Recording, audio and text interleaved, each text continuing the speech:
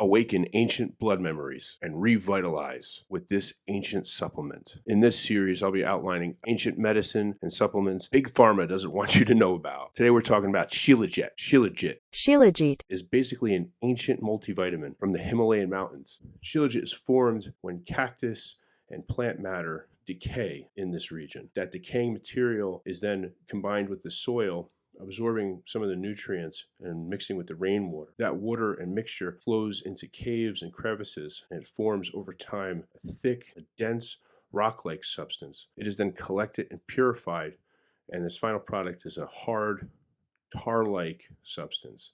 At room temperature, it's pretty hard like a rock. Once you warm it up a little bit, it turns into almost like a tar. It has a very deep, earthy smell, and it is highly water soluble. Shilajit's history stems back at least 5,000 years. It's written about in the ancient Vedic texts. It was traded with the Greeks. Shilajit was known to them as a different name called mummy, stemming from the Greek word which means to preserve life, which is where we get the word mummy from in the first place. But it's said that the origins come from this substance because of its anti-aging properties, preserving life. It is also known as the destroyer of weakness. What exactly is it? Well, with modern technology, they've been able to break it down and sort of isolate what's going on at a molecular level. And what it is it's fulvic and humic acids, which are essentially powerful electrolytes. They also have a very high binding affinity to organic and inorganic minerals like potassium and magnesium, making it almost like a natural multivitamin, but much more. They didn't call it destroyer of weakness for nothing. After doing a little bit of research, I started using it myself. I dissolve about 1 to 2 grams of Shilajit in its tar form, in its pure form, into hot water at night with chamomile tea and a few grams of glycine.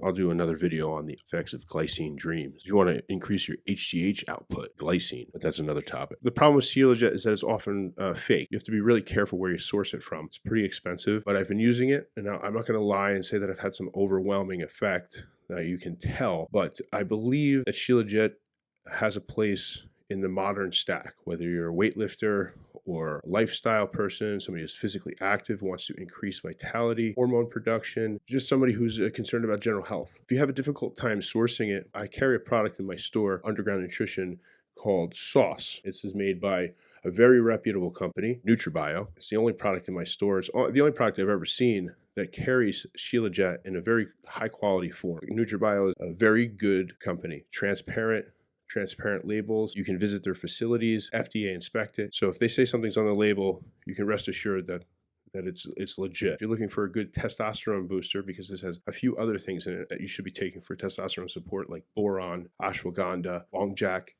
also known as tangadali, fenugreek, dim, to name a couple. That is also an option because finding a good source for Shilajit is often difficult. I think there's a lot of value in ancient medicines. There's a lot of value in these types of supplements that are often obscured by Psyops, by Big Pharma and our stupid government. They want you to go to a doctor and pay for a prescription and don't want you to have anything without going through the MerryGoRound, that is our healthcare system. So I think there's a lot of benefits into looking into some of these. Unfortunately, the supplement industry itself has sort of a snake oil reputation, and I'm going to try to wade through all of that as a supplement store owner. The series is going to be designed around supplements that have some actual studies as well as historical uses. Hopefully together we can awaken some ancient blood memories of a time when men didn't have testosterone sub 200. Destroy weakness with Shilajit. Tastes like you're eating rocks in the Himalayas. Anyway, that's my video. If you like this, hit the like button. If you have